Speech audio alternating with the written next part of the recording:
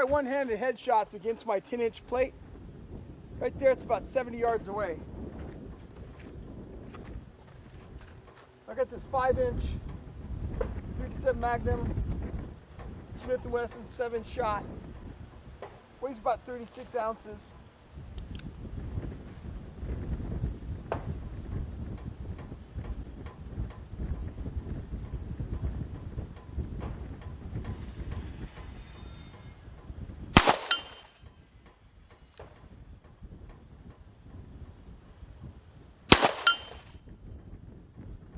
I should quit while I'm ahead.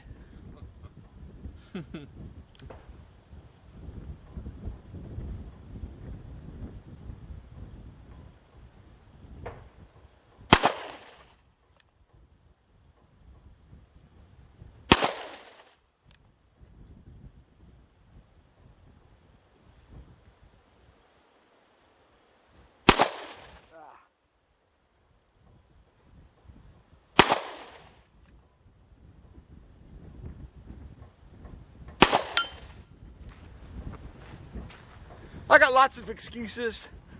The wind's blowing pretty hard.